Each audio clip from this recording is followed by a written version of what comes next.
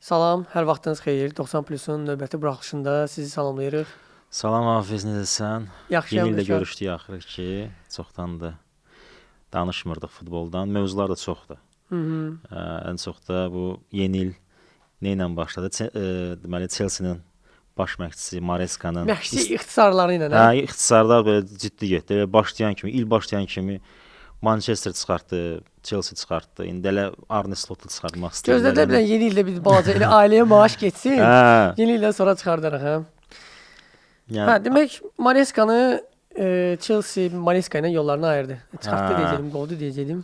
Mən Marescanın yaxşı məşqçi olduğunu görürdüm. Yəni oyunlarda hiss olunurdu, amma bəzən olurdu ki, Maresca səhv qərarlar qəbul edirdi. Məşqçi olaraq, məsəl üçün Manchester United-la oyunda olduğu kimi, məsəl üçün Bavariya-nın oyunda çox zəif oynadılar. Yəni mən düşünürəm ki, Maresca yaxşı hazırlaşdırmamışdı komandanı, çünki çox zəif oynamışdılar.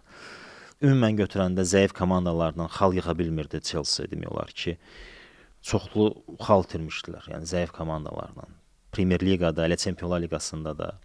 Yəni bütün bu necə deyirlər, mənfi təsirləri görəndə, yəni rəhbərlik ki, biz bu qədər Bizə uyğun məşqçi deyilsən. Yəni əslində Chelsea-nin heyəti ümumi dəyərinə görə 4-cü yerdə gedir. Ya 4-də gedir, yoxsa 5-də gedir. Deyirsən 4-də gedir. Yəni 1 milyardan üstündədir. 1 milyard 200 milyon nəsə belə qiyməti var heyətin. Və aydın məsələdir ki, məntiqli olaraq rəhbərlik suallar verir ki, yəni biz bu qədər pul xərcləmişik, amma sən gəlib, nə bilim, Bournemouth-u da bilmirsən, nə bilim, Sunderland-da uduzursan, nə bilim, Leeds-i uduzursan. Yəni nə oldu? Bu Leeds təzə qalxıb Championship-dən gəlib sən komandanı əzib keçir. Yəni belə deyək də 8000 pul vermişəm oynamaqlarına bax. Ayso. Yadındasa biz bu məşqçi mövzusuna toxunmuşduq və qeyd eləmişdik ki, klub rəhbərliyi məşqçilərə şans verməlidir. Yadındasa mən bunu ən çox mən demişdim ki, biz 2 il verməlidirlər şans. Amma bir məsələ var, çox vacib bir nüans var. Klub rəhbərliyi müsbət proqres görməlidir. Müsbət bir nəsə inkişaf görməlidir oyunda. Ki biz bu məşqçiyə şans verə bilərik. Məsəl üçün Maresca birinci sezon şans verdilər. Maresca pis yaxşı komandanı çempion elədi. Konferans liqası da olsa da, yəni çempion elədi. Bilmirəm niyə görə lazım idi. Yəqin ki, tarix üçün lazım idi konferans liqa. Götürmədiyi kubok qalmadı. Yəni onun üçün nə deyirlər, statistika üçün lazım idi. Başqa deyə bilmərəm. Demişkən radikalıq. Sonra klub üzrə dünya çempionatını utdular. Bu da əlbəttə ki, böyük bir nailiyyətdir. Yəni ilk klubdur ki, bu nailiyyəti qazandı. Tarix yazdılar. Və yeni sezon başladı. Yəni ümidlər, belə deyək, gözləntilər, yəni komanda artıq formalaşıb, komanda təcrübə yığıb, komanda Maresca ilə bir sezon işləyib, hardasa oyun konsepsiyası qurulub, hücum oyunu nəsə yaranıb. Klub rəhbərliyi müsbət bir şeylər gözləyir. Taraf gəlir, nə bilim, Sunderland-la heç etsə, orada nə bilim Leeds-i uduzdu, burada Bournemouth-dan heç etsə elədi, orada nə bilim Flankeş belə oldu. Qarabağdan 2-2 düzdür, Qarabağ indi bizim komanda, amma yenə də onlar başqa cürə baxırlar. Oradan başqa cürə baxırlar. Oradan başqa cürə baxırlar. İngiltərədən bu başqa cürə görsənir. Başqa cürə görsənir. Yəni orada xaltırdı, burada xaltırdı, nə bilim Manchester United-da uduzdular, orada uduzdular, burada uduzdular. Baxırlar ki, komanda 8-ci yerdə gedir. Nə oldu bu? Nə vaxt bu komanda bir şey eləyəcək?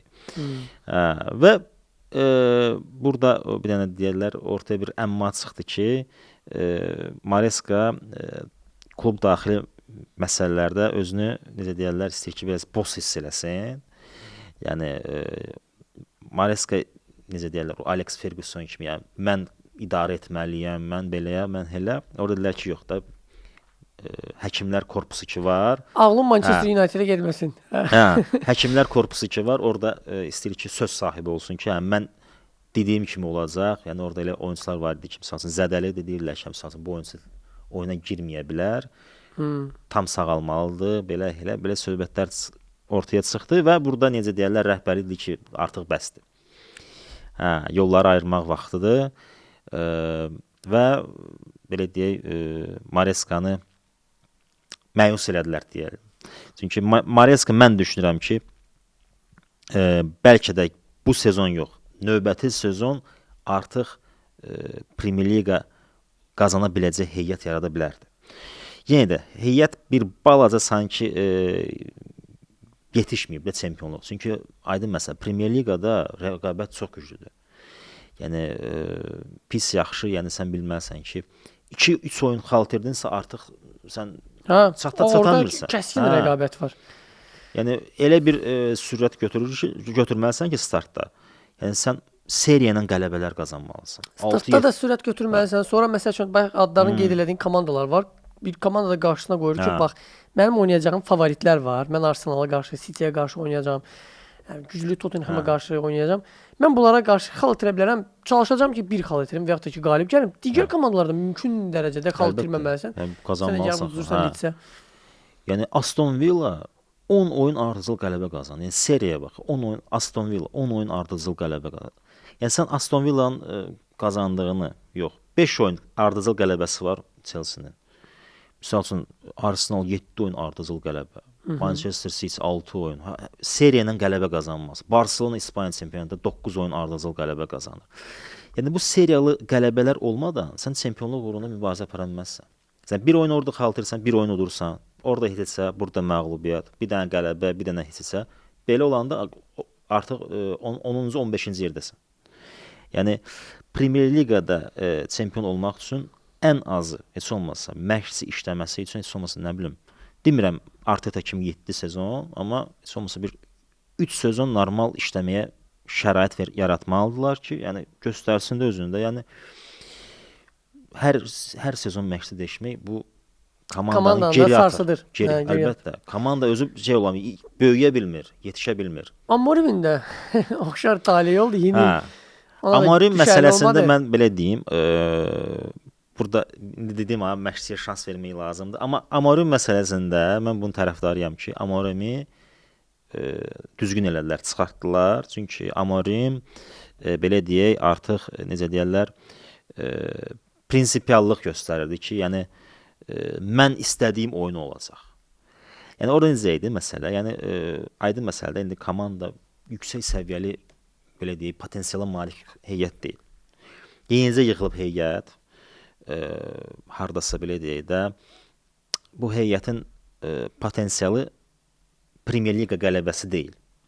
Top 5-liyə düşmək də yaxın perspektivdə görsənmir. Bu heyət işlənməlidir. Əlavələr olunmalıdır, kimlərsə getməlidir. Və sən gəlmirsən, deyirsən ki, mən üçlü müdafiə ilə oynayacağam. Aydın məsələ rəhbərlik deyir ki, ay qardaş da alınmır da, görürsən ki, götürmür də, bu heyətin mənimsəyə bilmir bu oyun stilini. Bu da dirəşib ki, yox, oynayacaqlar. Mən belə görürəm, belə olmalıdır. Alınmayacaq, dirəşəcək, döyüşəcək, öyrənəcək, belə getmir də, getmir. Rəhbərlik deyir ki, bəlkə keçəsən 4-5-1-ə, bəlkə 4-4-2-yə keçəsən. Üçlü müdafiə ilə getmir də oyun. Hardasa yəni oyuna da baxanda görürsən ki, yəni, bu heyət, sən necə deyərlər, o köhnə kompüterə GTA 5 oyunu salırsan, götürmür də, yəni deyir ki, gücü çatmır da kompüterə. Bu heyətin də gücü çatmır ki, üçlü müdafiə ilə nəsə eləsin. Yəni oyun stilistikasında bir şey görsənmir, deyək ki, ya da nə bilim, gegenpressingdir Kloppun, ya nə bilim, Pep Guardiola kimi top. Gegenpressing sözünü də çox vaxt işlədirlər insanlar. Görmüşəm mən bir neçə yazırlar, yəni məqalələrdə görmüşəm. Belə açıq-açıqdan bir gegenpressing. Bu yəni tiki-taka sözü deyir ki, bu tərcümə oluna bilməsin. X-pressing deməkdir gegenpressing. Yəni X-hücum, X-hücum başqadır. Amma X-pressing yəni ki, sənə qarşı pressing törədilər, sən də pressing göstərirsən. Yəni o Kloppun o gegenpressing oyunu nədən ibarətdir? Yəni komanda topu itirəndə hər bir futbolçu təzyiq göstərir, pressing yaradır ki, topu geridə alsın. Yəni bütün futbolçular pressing eləməyi bacarmalıdır. Və top düşəndə top dayanmır, ötürmə gedir, qabağa gedir. Məsəl üçün o bilmirəm, Barcelona Liverpool oyunu var idi, Anfield'da. Orada top Liverpool'a düşəndə 6-sı birdən belə gedir, hamısı var belə. Sən necə belə uçurlar qabağa. 1-2 tap gol. O birdən gol momenti idi də. O stil əslində çox güclü fizika tələb edir oyunçulardan. Yəni fiziki güclülük tələb edir. Davamlılıq. Çünki sən dayanmırsan meydanda. Və olur ki, məsəl üçün də top məsəl üçün rəqib komanda dayanıblar məsələn, biraz yüngülvarı belə qaçırlar. Amma bir də var ki, top rəqibə düşübsən, daim pressing göstər, bunu topu almalısan. O çox çətindir elə oyun oynamaq. Yəni o komanda yığılmalıdır ki, sən elə məsəl üçün Kloppdakı məsəl üçün necədir? Kloppda belə idi, amma Pep Guardiola tam fərqli idi. Yəni top sağdan sola, soldan sağa gedir və boşluq tapan kimi içəriyə ötürmələr gedir. Məsələn, Arteta da elədir də, yəni maятnik kimi də soldan sağa, o handbolda da elə bir şey var. Belə sağdan sola gedir, içəriyə boşluq axtarırsan. Aysa boşluq axtarır. Top sağdan sola gedir, boşluq tapan ki, kimsə girir içəri, ötürmə ya özü qapıya vurur, nəsə bu tipdə oyun gedir. Amorimin oyununda stilistika yox idi demək olar ki. Və əlbəttə ki, yəni mən düşünürəm ki, bu heyətə uyğun bir məşqçi olmalıdır. İndi Solskjaer gətirmək istəyirlər, amma Solskjaer də elə də Solskjaer nə bilim, Solskjaer də demək olar. İngilislər onu Solskjaer deyirlər. Hə. Amma sən ki öz Norveç şeyində Solskjaerdir. Solskjaerdir. Hə. O da ki, yəni güclü bir məşqçi deyil. İndi Oliver Glasner deyirlər. Oliver Glasner də üçlü müdafiə oynadır. Bəlkə indi Luis Enrique gələr. Solskjaer yazma şey düşdü. Yəni bu adam bir növ o qədər uğurlu olmasa da Yubxan keçir də Manchester'in. Bir bazı dərdi düşən kimi çağırırlar, gətirirlər. İkinci yerə son verir. Oturub Manchester'dan zəng gözləyir. Ki, məşqçi çıxan ki, o dəqiqə zəng ki, sizə məşqçi lazım deyil, bəlkə mən gəlim. Belə bir də. Populyar bir şey var, TV seriyası var deyə.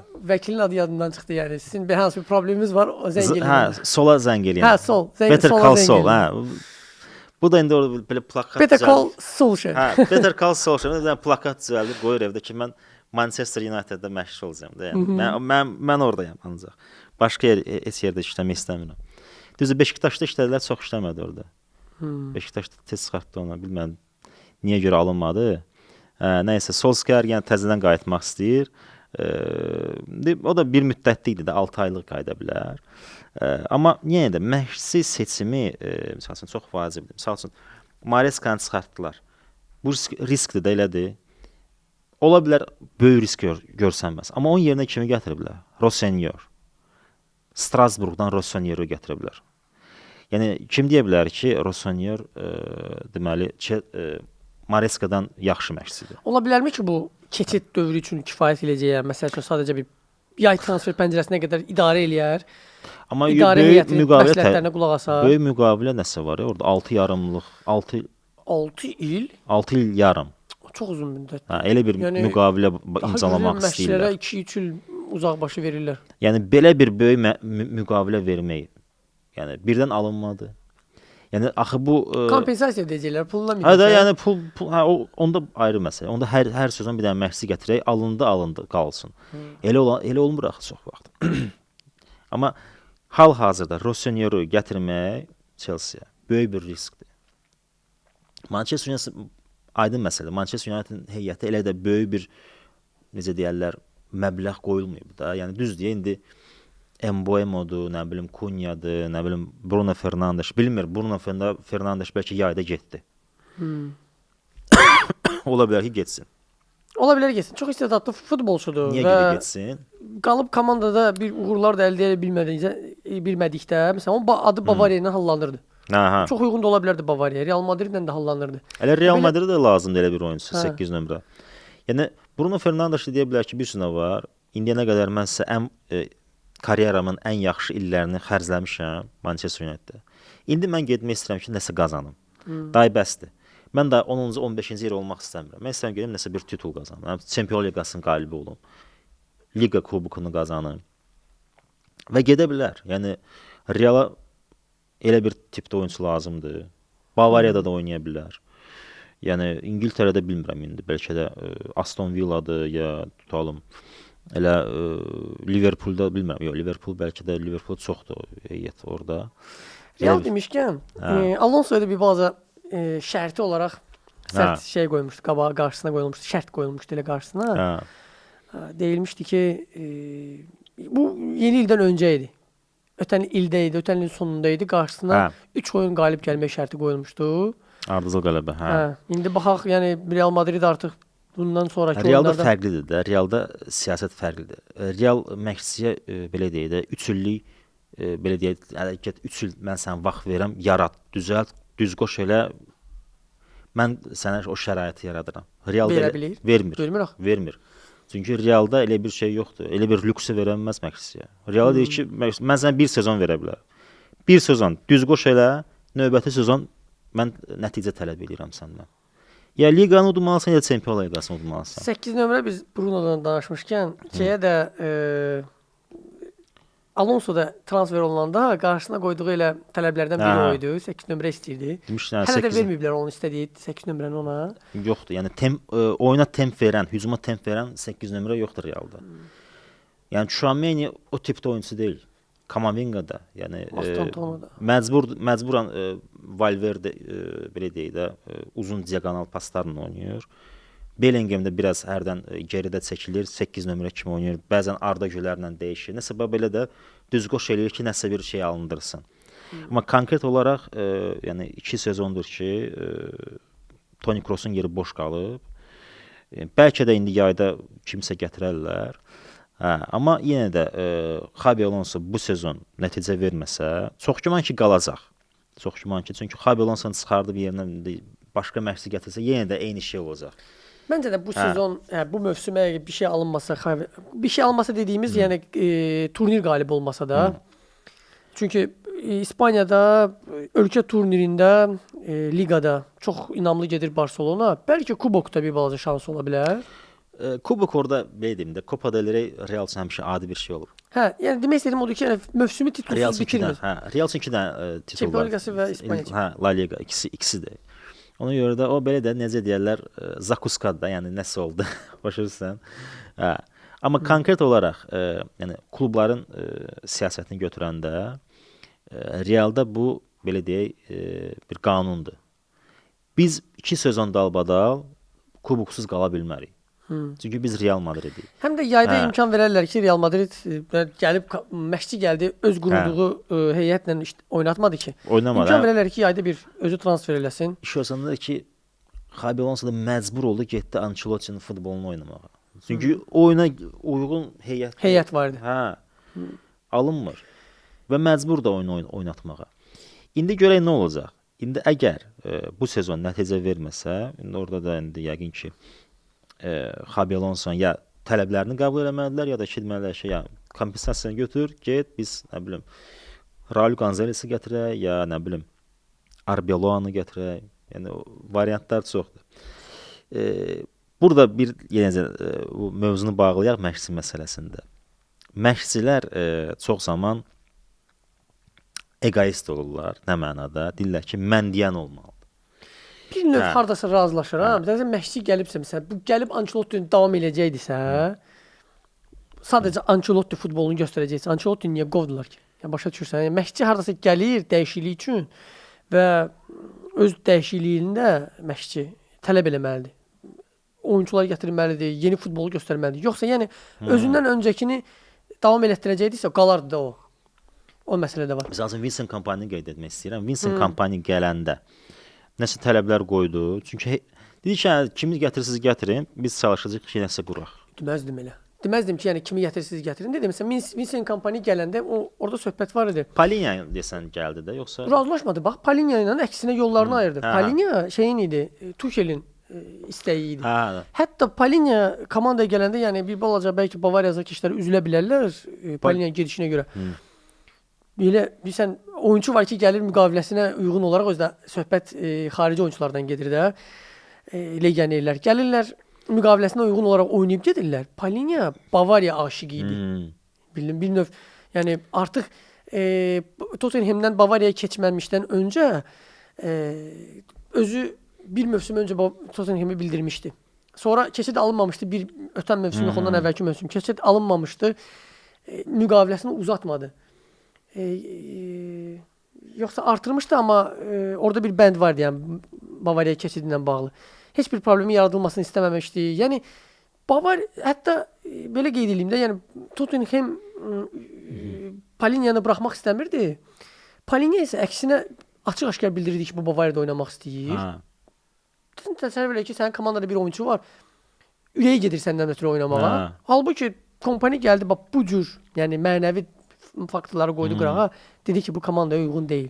Yəni İkinci sezonunda daha çoxdur. Yəni bu sezonda Luis Diaz gətirdi istəyi ilə. Vincent. Bax öz istəyini qoydu ortaya. Bax bunu istəyirəm, bunu da aldırdı. Amma belə dəhşət belə çox şey istəmədi. Yəni Luis Diaz-ı deyə gətirir. Onu deyəcəydim danışığın əvvəlində. Bir də Nicholas Jackson o məsələsi oldu ki. Onun danışığında şeylər vardı. Yəqin ki, o söhbətlərdə müzakirə eləyib klub rəsmiləri ilə kampusa daha çox önəm vermişdi. Kompaniya gələndə də qeyd eləmişdi ki, mənim məqsədim güclü komanda yığmaqdır. Amma gənclərdən ibarət güclü komanda yığmaqdır. Məsəl üçün bunların arasında elə Karl da var. Kim idi? Bavariyada familiyası yadından çıxdı. Hansı? Wisdom Mike? Yox. Mike yəni sonuncu oyunda çıxdı Bavariyanın oyununda Zalzburqa qarşı. Pavloviç. Pavloviçə məsəl üçün gənc olmasına baxmayaraq çox şans verdi. Yəni Goretzkanı incitməmək şərti ilə Pavloviçə çox şans verdi. Goretzka da şans qazanırdı da, heyətə düşürdü. Yəni bəzi oyunlar vardı ki, Kimmich oynamırdı, zəif komandalarla, məsələn, Heidenheim'dan. Yəni rotasiyanı çox yaxşı apardı. Yəni kompaniya əslində belə deyək, necə deyirlər, praqmatik yanaşır. Çünki bilir ki, sezon uzundur. Bir balaca necə deyirlər, Kimmichə istirahət verməlidir, bir balaca Pavloviçə, bir balaca Gnabry, nə bilim, Luis Diaz da oynamadı əsas heyətdə. Yalnız Bayer Leverkusen'dən Olise oynamadı, Kane oynamadı, Luis Diaz oynamadı. İkinci demək olar ki, hücum xəttində ikinci heyət idi. Hətta bu yəni bu son göstərdiyi bu oyun var. Hal-hazırda Bavariya məğlub olmadan davam edir. Neçəsi var ölkə çempionatında və çempionlar liqasında bir məğlubiyyəti var, amma ümumi sezon üzrə bir dənə məğlubiyyəti var. Liqada ümumiyyətlə məğlubiyyəti yoxdur. Amma bu nailiyyəti sezonun əvvəlində ki Musiala zədələndi. Çox vacib oyunçusu. Musialasız əldə eləyir. Davis məsəl üçün çox bu dəqiqə mən deyərdim ki, sol cinah müdafiəçilər arasında çox güclü müdafiəçidir. Hər komanda istəyərdi hər klub istəyirdi öz komandasına görsün Davisi. Onsuz, yəni Davisiz, Musialasız davam eləyir. Mən hələ onların yəni qayıdışını gözləyirəm. Görək kompaniya onların qayıdandan sonra nələr edəcək. Məsələn, kompaniya demişkən elə Flick'i də yada salaq. Flick də yəni o tipdə, yəni komandanı inkişaf etdirdi. Yəni nə qədər o oyunçunu yüksək səviyyəyə qaldırdı. Fermin Lopez'i qaldırdı. Lamine Yamal da elə Flicklə çox inkişaf elədi. Rafinha inkişaf elədi. Sonra Gerard Martin müdafiədə keçirdi. Yəni Gerard Martin deməli yarım müdafiəçi idi. Müdafiəçi yeri boşdu. Keçirtdi o müdafiə. Dedi ki, sən stopper oynayacaqsan bundan sonra. Dayaq müdafiəçisi kimidir. Yəni o inkişaf etdirdi. Balde'dir, Rooney Barge deyirlər ki, Rooney Barge kimdir? Yəni Barcelona niyə görə gəldi? Amma Rooney Barge da yaxşı oynayır. Rashford'dan istifadə. Yəni əlində olan heyəti maksimum dərəcədə o oyun stilinə uyğun olaraq yerləşdirib. Yəni bir oyun konsepsiyası var, hücum konsepsiyası var. Hamı da öz işini bilir nə etmək lazımdır. Və hər şeydə necə deyirlər, harmonik görsənir. Yəni heç kim nəsə belə deyil, xaotik deyil də, yəni aləm deməyib də bir-birinə. Məntiqli hücum qururlar. Yəni kimsə yaxşı oynaya bilmirsə çıxardı, məsəl üçün o digərini salır. Və 9 oyun ardıcıl qələbə. İspaniya çempionatı. Təsəvvür 9 oyun ardıcıl seriyaya bax. Yəni Barcelonaya çatması üçün, yəni Real 4 xal geridədir. Yəni Barcelona kimi hardasa bir 10 dənə oyun ardıcıl olmalıdır ki, handikap böyük olmasın. Yəni o tipdə oyun, yəni Barcelona oynadığı oyun əslində nə deyirlər ona? Həm fizika tələb edir, həm də yüksək futbol IQ-su. Yəni Frenkie de Jong, Pedri bir-birini necə tamamlayır? Frenkie de Jong o sözlə biz Liverpoolu gözə gətirdik ya, yada gəlir. Güclü futbol IQ-sundan danışdıq, Liverpoolu gözə gəldi. Gözə gəldi. Bilmirəm indi Barcelona gözə gələcək yoxsa yox, amma dedik ki, Barcelona gözə gətirməli. Barcelona heyəti çox harmonikdir. Yəni Pedri, Frenkie de Jong bir-birini necə tamamlayır? Pedri biraz qabaqda olan Frenkie de Jong geridə olur. Fermin Lopez 11 nömrə kimi oynayır. Ferran Torres hücumda, yəni 9 nömrə kimi oynaya bilər, 11 nömrə kimi oynaya bilər. Yəni cinahlar yaxşıdır. Lamine Yamal, Rafinha, hardasa Olmo ikinci hissədə oyuna girə bilər, dəyişiklik yaratmır. Yəni çox yaxşı formalaşıb heyət. Yəni bax bu heyət əsl belə deyək çempion heyətinə oxşayır. Məsələn Bavariyada da o cürdür. Məsələn Arsenalın özünü götürək. Yəni Arsenalda ehtiyata baxırsan, yəni Gyökeres gol vura bilmir. Gabriel Jesus girir oyuna. Ay sağ, yəni Trossard alınmır, Martinelli girir oyuna. Hələ Havertz var. Havertz də hələ ki indi zədədən təzə qayıdıb. Orta xəttdə məsələn nə idi onun adı? İspaniyalı. Zubimendi çox yaxşı yarım müdafiəçidir. Açar ötürmələri çox superdir. Mikel Merino, yəni sonra kimi deyir, Odegaard'ın özü. Yəni çox balanslı və necə deyirlər, geniş heyəti var. Yəni harmonik, yəni bir-birlərini tamamlayır heyət. Belə heyət yığmalısan ki, məşqdə gəlsin, istədiyi oyunu oynasın. Yəni yoxsa Kunya, nə bilim, Mbemo yığırlar, nəsə bir şey alın, görürsən ki, bir şey ortaya çıxmır. Transfer pəncərəsi də hələ bağlanmayıb.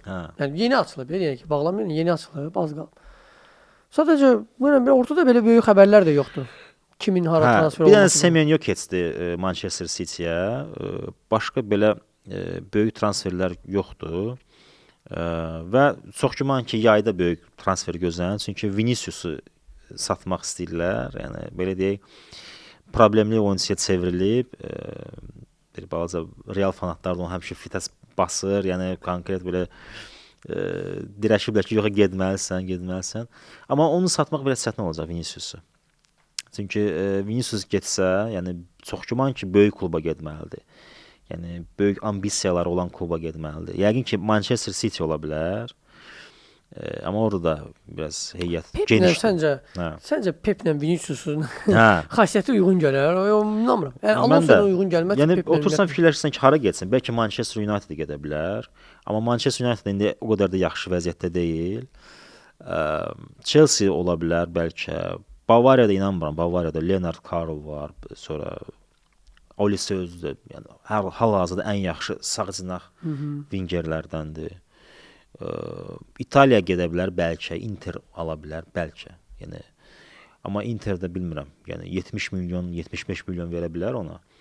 Yəni İtalyan futbolunda bir balaca şey var, tənəzzül var maliyyə baxımından. Amma Inter yaxşı qazanır. Yəni qazancı çox yaxşıdır. Bəlkə Inter ola bilər, bəlkə də İngiltərədən Manchester United. Ya da Chelsea. İkisi ola bilər.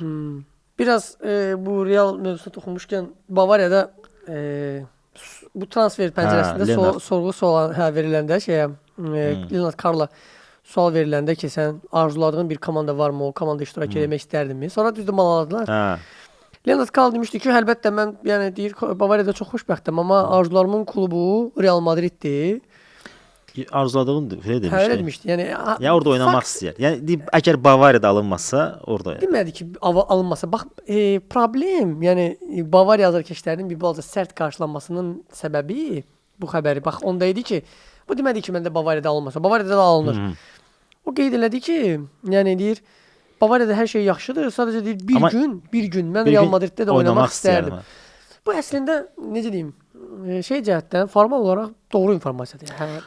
Realdır, Bavariyadır, Barcelonadır, bu bir çox klubların uşaqlıq arzusudur. Amma bu gözlədiyim ki, Messi'nin fanatıdır. Bu yaşında sadəcə bax Messi demişkən, yəni onun bir potensialı deməzdim ki, Messi olacaq, amma Messi'yə bənzəyir. Öz ölçüsünə görə dinamikası, sürəti və qıvraqlığı ilə də. Amma bu xəbər bir balaca mənə şeyə bənzətdi. Mbappe'nin transfer xəbərinə bənzətdi. Yəni getməmişdən öncə PSG-də hələ orada oynadığı müddətdə Reala getməyi istədiyini dedi. Sonra müqaviləsində maaşının artırılmasını istədi. Maaşını artırmaq üçün ona hələ xüsusi bir vəzifə dedi, anlamıramsa qeyri-rəsmi məlumatlar var, verildi. Maaşı artırıldı. Hər il az qala bir 3 ildə albadal, 2 ildə albadal bu bir saqa olurdu. Əlini alıb mikrofon dedi ki, mən qalıram, narahat olmayın. Gələn də çıxdı, nə? Getdi yeni Real Madriddə. Sən bu söz deyim ki, Leonard Karl çox ağıllı hərəkət elədi, nə mənada? Hal-hazırda onun əmək haqqısı 2 milyon deyəsən.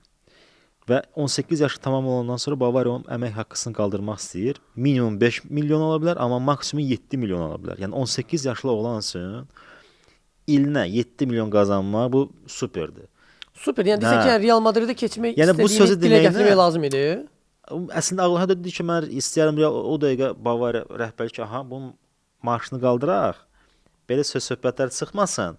Plus müqaviləsində 2029 yox, 2031-ci ilə qədər uzadaq ki, biz necə deyirlər, kimsə almaq istəyəndə elə bir qiymət oxuyaq ki, desinə ki, yox, çox sağ ol, biz lazım olmadı. Belə söhbətlər olsun. Yəni bu baxımdan Leonard Kalt özü üçün çox yaxşı bir. Yolu bax Musiala girmişdi, amma Musiala elə bir ifadə işlətməmişdi. Halbuki maaşından sonra qaldırdılar. Bavariyada yanılmıramsa ikinci ən çox maaş alandı. Amma ola bilər ki, bir balaca necə deyirlər, o anlaşılmazlıq olub. Leonard Kalt deyirlər ki, gəncdir. O çox gənc deyil. Yəni o sadəcə necə deyirlər, bir siyasət bilmədən, heç bir necə deyim, ifadəni gizlətmədən, ürəyində olanı da bir hansı klub deyirsən? Hansı klub? Bavariya olmasın, Real olsun. Belə tipdə. Dilə gətirir. Amma yenə də Realda oynaması üçün onu gərək doğrudan da böyük bir nəsə bir iş görsün. Yəni doğrudan da düzdür. Bu sezona baxanda yaxşıdır. Yəni oyuna girir, fərq yaradır. Yəni winger kimi öz yaşına görə çox yaxşıdır. Əlbəttə bu yaşda indi Real onu alansı deyil. Yəni bu yay durub, davay gəl buna 70 milyon verək.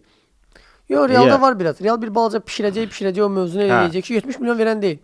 Pişirəcək elə bir həddə gətirib çatdıracaq ki, Leonard Kalt özü istəyəcək keçsin, ya bilmirəm də transferim necə tutacaq. O özü istəyəcək keçsin, bu 70 təklif edəcək, bu 30 istəyəcək, arsa ortada gəlib 40-da qıracaqlar, belə də transfer edəcəklər. Real bir balaca o mövzularda, transfer mövzularında mövqeyini elə tutur ki, görsən oyunçu istəyir də mənə keçmək. Yəni mən top klubam, o mənə keçmək istəyir. Artırmırsansa gələn ilmə onu pulsuz əldə edirəm. Mbappé'nin də situasiyasında. Bu deməli sezonda transfer market ona 20 milyon dəyər qoymuşdu. O 3 ardıcıl oyunda qol vurdu. Qiymət 40 milyon qalxdı, oldu 60 milyon. Yəni indi bilmirəm amma sezon sonunda nə ola bilər? Bəlkə də indi 70 milyona keçər, amma Real da onu inanmıram 18 yaşında. Heç olmasa 20-22 yaş keçsin ki, doğrudan da hazır oyunçu gəlsin. Çünki Mastantona gəlib ehtiyatda oturub. Onun da böyük inamlar var ki, bir balaca çətinlik çəkdilər. Yəni Mastantuono, nə bilim, Riquelme olacaq, amma heç Cambiaso da olmadı ki. Yəni deyək ki, oyunda bir şey olsun da. Bir balaca De Jong barəsində deyirdilər ki, şayələr vardı ki, ola bilsin tərk eləsin Barcelonanı. Hələ ki, yəni o öz təsdiqini tapmayıb o məlumat. Bavariya çoxdandır maraqlanırdı De Jongla. Deyirdilər ki, getsə Barcelona ola bilsin ki, Bavariya onu özünə çəksin. Amma Bavariyanın məsələn mərkəzi çox doludur. Bilmək olmaz. Əslində Pavlovic çox yaxşıdır. De Jong da getməz. Düşünmürəm ki, gedər. Pavlovic həm də ki, iki tərəflidir axı. Yəni həm 6 nömrə kimi oynaya bilir, dayaq yarım müdafiəçi kimi. Həm də 8 nömrə kimi. Yəni Pep Guardiola bir dəfə demişdi ki, yəni konkret dayaq müdafiəçisi olmamalıdır, yarım müdafiəçisi, 6 nömrə, məsələn, Gattuso kimi. Yəni bu işi özündə cəmləşdirən oyunçu olmalıdır. Məsəl üçün Pierre-Emil Højbjerg kimi, yəni Tottenhamda oynamışdı. O Bavariyada oynamışdı. Bavariyadan gəlmişdi, hə, Bavariyadan gətirdi. Elə onu o tipdə oyunçu yetişdirən Pep Guardiola oldu. Ondan sonra getdi Tottenham'a. Hə, yəni həm 8 nömrə kimi oynamalısan, həm də 6 nömrə kimi. Yəni konkretən 6 nömrə kimi yox, lazım deyil. Artıq o oyun qaldı keçmişdi. O dövr deyil. Dinamika tələb olunur. Hə. Yəni bir-birlərinə kömək etməlidir. 2 dənə oyunda 8 nömrə olmalıdır ki, bir-birinə kömək eləsin ki, biri qabaqda olan, biri arxada olsun, biri qabağa keçəndə o birisi arxada olsun. Və 10 nömrə pozisiyası demək olar ki, itib, yoxdur. Yəni artıq o 8 nömrə, o 10 nömrə funksiyasını özünə götürüb. Və hardasa deyək ki, 10 nömrəni 9 nömrə də istifadə edir. Məsələn, Gyökeres biraz geridən çəkilir, 10 nömrə kimi oynayır. Harry Kane çox vaxt, yəni 9 nömrə kimi oynayır, amma bəzən olur ki, 10 nömrə kimi oynayır. Harry Kane, hə, ya bu ümumiyyətlə şeydir, unikal oyunçudur Harry Kane. Futbol artıq tam başqadır. 9 nömrənin bəlkə də hal-hazırdakı şeydə kralıdır. Hətta o yanındadırsa, Luis Diaz'ı bir də görür sağ cinahda gedir. Görürsən, Olisi gəlir, ortada oynayır, nə bilim. Belə də hamı fırlanır meydanda. Belə. İndi keçək proqnozlarımıza. Proqnozlar həmişə olduğu kimi. Ortada yeni bir xəbər olsaydı biz də bunu paylaşardıq. Ümid eləyək ki, gələn buraxılışımıza artıq yeni xəbərlər olar, transfer xəbərləri. Hələ ki stabillikdir, oyunlar da təzə başlayır. Amma qarşıdan gələn həftələrdə Çempionlar Liqası oyunları var. Qarabağ evdə Frankfurtla qarşılaşır. Qarabağ Frankfurt. Qarabağ bundan öncə Ajaxı məğlub etməli idi. Yəni Qarabağ Ajaxı məğlub etsəydi, Frankfurtla oyundan heç-heçə və ya məğlubiyyət, heç-heçə və ya da ki qələbə demək, yəni gözləyə bilərdik. Heç-heçə və ya da ki qələbə. Heç-heçəmiz olsaydı, Ajaxla da bir qələbəmiz, 4 xal, Liverpool'la oyuna biraz sakit çıxa bilərdik. Sonunda çox çətin oyunumuz var da bizim. Əslində doğrudan da çox yaxşı imkan düşmüşdü. İndi Frankfurtu biz mütləq olmalıdır. Amma unutmayaq ki, Frankfurtda yəni Barselona ilə başa-baş oynadı, düzdür, məğlub oldu, amma oyun göstərən komandadır, sürətli komandadır. Yəni təsadüfən Galatasaray 5 dənə qol vurmayıb. Yəni oynaya bilir, doğrudan da sürətli komandadır. Çox çətin olacaq. Yəni mən gözləntilərim heç də yaxşı deyil. Yəni mən düşünürəm ki, heç-heçə ola bilər. Bəlkə də 1-1, bəlkə də qollu heç-heçə də ola bilər. 2-2. Mən qollu heç-heçə gözləyirəm. Bax, mən gözləyirəm ki, Qarabağ fikirləşsin ki, bizim 2 oyunumuz var. Biri Frankfurtda, biri Liverpool. Liverpoola qarşı mən bu performansı ola bilsin ki, göstərə bilmədim. Xarakter göstərmədilər əslində. Amma xarakterin yanında oyun da olmalıdır. Çünki Frankfurt yoldan keçən komanda deyil. Yəni Bundesliga komandasıdır. Yəni onlar da deyək ki, qələbə lazımdır Frankfurtun özünə də. Yəni Frankfurt özü də play-off'a düşə bilər. Mən qollu oyun gözləyirəm. Düşünürəm ki, ya 1-1 olsun, ya da ki 1-3 Frankfurt qələbə qazansın. Yəni Qarabağ bir balaca çətin olacaq. İşini müşkilə saldı. Yəni Ajaxdan sonra nəsə belə heç də optimist deyiləm Qarabağla bağlı. Görək. Mən də qollu heç-heçə gözləyirəm. 3-3 gözləmirəm, 1-1 də gözləmirəm. Belə 2-2 gözümdə mənim 2-2-dir. Açıq oyun gözləyirəm Qarabağdan. Frankfurt da bunu bilir. Yəni oyun bizə yönlü getsə, Frankfurt belə sərt hücumlar eləməz və bizim boşluqlarımızı tapıb qol vurmaz. Amma halbuki biz elə durumdayıq ki, Qarabağ Frankfurta qarşı elə durumdayıq ki, biz qol vurmaq üçün açılacağıq. Sən o bayaq qeyd elədiyin o açıq oyun gələcək. O Qalatasarayda o boşluqları tapmış Frankfurt var da 5 dənə qolu heç nədən vurmadı deyirsən də. O boşluqları görsə Qarabağda o da vura bilər. Yəni biz çox açıq oynayacağıq Frankfurta qarşı. Ümid edirəm ki, oyun bizə gülər. Buraxmarıq o qolları. 2-2. O da yəni yetməz. Mənim gözləntim budur. Əslində istərdim ki, Frankfurtu biz yenək. Və bunu da qeyd etmək istərdim. Yağış yağmasan. Çünki yağışlı havada Qarabağ bilmirəm, sən fikir vermisən yoxsa yox. Mən çox vaxt diqqət eləmişəm. Yağışlı havada zəif oynayır Qarabağ. Çünki Ajaxın oyunda da yağış yağmışdı. Amma orada bizim qol vurduğumuz momentdə Ajaxın elə müdafiəçisi sürüşdü ki, çata bilmədi topa. Çünki yağış yağanda meydan ağır olur. Yəni futbolçular da hərəkət, yəni sürət aşağı düşür. Frankfurtdur, Ajaxdır, bunlar şimal ölkələrinə aiddir. Onlar üçün adi bir haldır. Rütubətli havada oynamaq öyrəşiblər. Onlar üçün adi bir haldır, yəni yağışda oynamaq. Yəni Qarabağ yağışlı havada 5 dənə oyunda oynayırsa, Frankfurt kimi komanda 15 dənə, 20 dənə Leysanlarda oynayırlar. Leysanda oynayırlar. Onlar üçün rahatdır elə bir futbol. Yəni yağış yağmaq düz deyil, yağış nə var ya? Yox, təsiri olur. Yəni mən özüm futbol oynamış kimi deyim ki, yağışda oynamaq çox çətindir. Əlbəttə. Yəni adicə qalsan gözünə yağış girir, heç nə görmürsən, meydanı görmürsən. Topun sürəti düşür aşağı, oyunçuların sürəti düşür aşağı. Əlbəttə. Yəni sürət ötürmələr artıq tamam başqa olur. Topun orada əyləcələnməsi uzaq diaqonal ötürmələr çox çətin olur. Yəni qapıçının özünün mövqeyi çətin olur. Hər topu qaytarmaq məcburiyyətində qalır, tuta bilmir. Nüanslar çoxdur. Yəni yağış məsələsini qeyd elədik. Yəni indən deyək ki, yağış yağsa bilin ki, çətin olacaq. Yağış yağmasın bizə. Oradan mahnı var. Yağma, yağış, yağma, yağış. Bugün mən görüşə tələsirəm. Döyüşə tələsirəm. Döyüşə tələsirəm. Yağma, yağış, yağma, yağış. Inter Arsenal. Bu da maraqlı oyundur. Məncə günün mərkəzi oyunudur. İki formada olan komanda, yəni Inter də çox yaxşı gedir çempionatda. Plus deyək ki, Çivo yaxşı heyət yaradır. Arsenal da yaxşı formadadır, liderdir. Yəni Premyer Liqanın udmağına çox yaxındır bu sezon. Mələ gəlişi səfərdə Arsenal Interi qalib gəldi. Və onu da qeyd eləyək ki, Arsenal hələ ki maksimumdan gedir də. Qələbə. Ancaq qələbələri sıralayır. Mən gözləyirəm ki, bu dəfə seriya qırılacaq. Məsələn, Deyirsən ya ki, Inter, Arsenal ya səviyyəsində Inter qələbə qazanacaq, ya da Chelsea olacaq, ikisindən biri. Ola bilər 2-1 Inter utsun, ya da 1-1. Olsun 2-1 Interin qələbəsi. Mənə isə elə gəlir ki, Arsenal Interə qalib gələcək. Çünki mən hal-hazırda bu mövsümdə 2 favorit görürəm. Biri Arsenaldır, biri Bavariyadır. Onlar tez erkən qarşılaşdılar. Elə belə bir növ bir-birinə kəllə ata-ata Arsenal da qalib gəldi. Bavariya azarkeşlərin xətrinə dəyməsin, üstündən keçdilər bir balaca Bavariyanın. Belə necə deyirlər, gözlənilmədən belə çox güclü oyun gördülər. Çox sərt oynadılar. Yəni sadəcə bir 1-0, 2-1 qalib gəlmədilər. Çox sərt oynadılar. Məncə Arsenal yetişib və Interə qalib gələr. Maraqlı oyun olacaq bu əslində. Görək.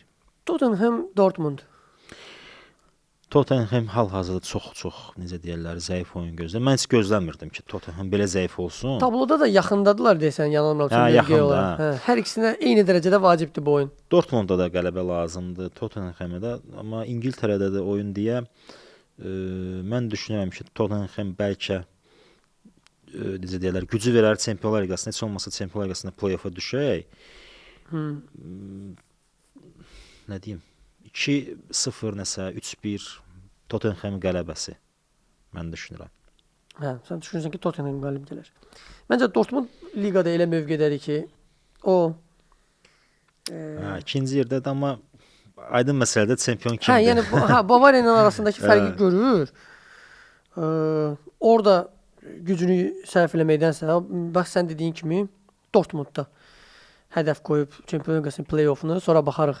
Arxası Allah kərimdir.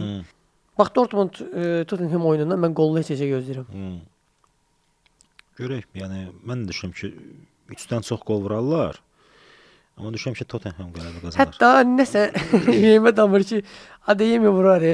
Biraz Adeyemin sürpriz eləməkləri var. Zədələnməsə o vaxta qədər bir kalan vaxt var bizim çəkişimizdən oyuna qədər. Hətta Dortmunddan bir balaca qələbə də gözləyirəm. Galatasaray Atletico Madrid. Nə deyək? Necə deyirlər? Galatasaray fanatları inciməsin bizdən.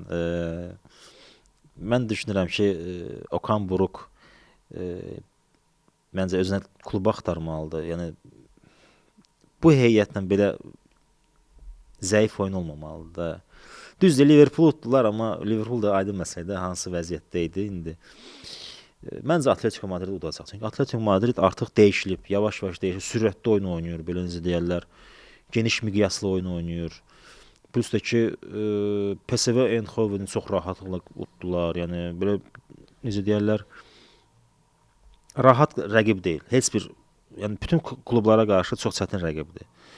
Bizə Barcelona başqa da. Yəni Barcelona həmişə gəlir, rahatıdır Atletico Madridi. Mən düşünürəm ki, Atletico udacaq. Yəni 2-0 məncə Atletico udacaq. 2-0 düşünürsən ki, Atletico udar. Ya 2-0 ya 1-3 Atletico'nun xeyrinə. Məncə də Atletico qalib gələr. Galatasaray özə səfərdə. Düzdür, biraz bax çətin olur.